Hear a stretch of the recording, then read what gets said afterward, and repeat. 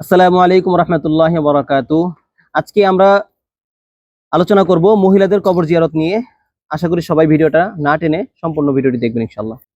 মহিলাদের কবর জিয়ারত উপযুক্ত পদ্ধতিতে মহিলাদের জন্য কবর জিয়ারতের অনুমতি রয়েছে, তবে শর্ত হচ্ছে তারা কবর জিয়ারতের জন্য উপস্থিত হওয়ার সময় সম্পূর্ণ শরীয়তের পর্দা সংক্রান্ত অনুশাসন মেনে চলবে।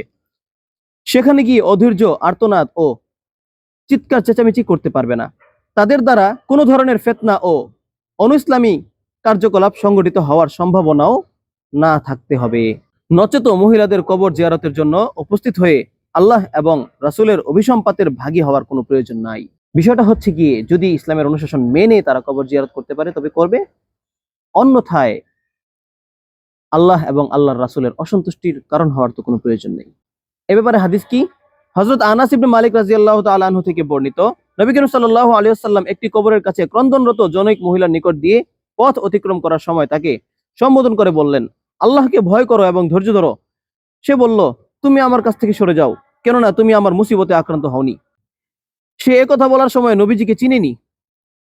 কেউ তাকে বলল, তুমি যাকে লক্ষ্য করে একথা বলেছো তিনি হলেন নবী করিম সাল্লাল্লাহু আলাইহি ওয়াসাল্লাম। সে একথা শুনে নবীজির দরবারে উপস্থিত হয়ে বলল, আমি আপনাকে চিনতে পারিনি।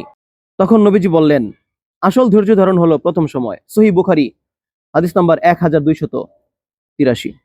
হযরত আব্দুল্লাহ ইবনে আবু মুলাইকা থেকে বর্ণিত, হযরত আব্দুর রহমান ইবনে আবু বকর রাদিয়াল্লাহু তাআলা আনহু যখন হুবশী নামক মক্কার উপকণ্ঠে অবস্থিত একটি পর্বতে মৃত্যুবরণ করেন, তখন তাকে মক্কায় এনে দাফন করা হয় এবং উম্মুল মুমিনিন হযরত আয়েশা রাদিয়াল্লাহু তাআলা আনহা এর মক্কায় আগমন করলে তখন তার কবরস্থলে উপস্থিত হন।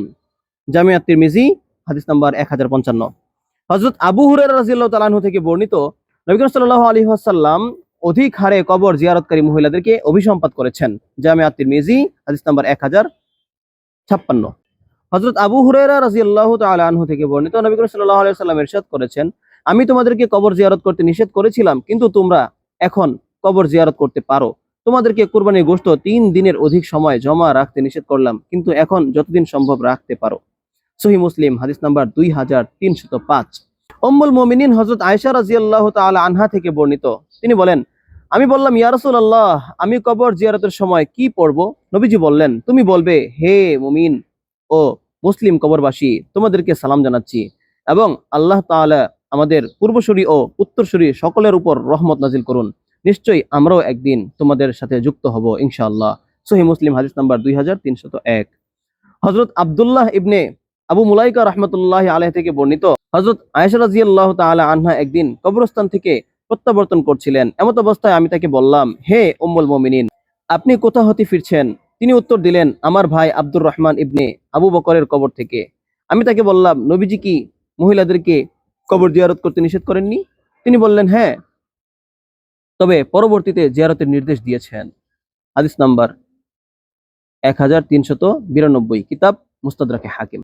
তো প্রিয় সুধী, কবর জিয়ারতের ব্যাপারে ইসলাম পরিপূর্ণ নিষেধ করে না নারীদেরকে, তবে ইসলামের যে সকল বিধান রয়েছে সেগুলো পূর্ণাঙ্গভাবে মেনে যদি তারা কবর জিয়ারত করতে পারে তাহলে তারা করবে, অন্যথায় আল্লাহ তাআলার অসন্তুষ্টির কারণ হওয়ার কোনো প্রয়োজন নেই।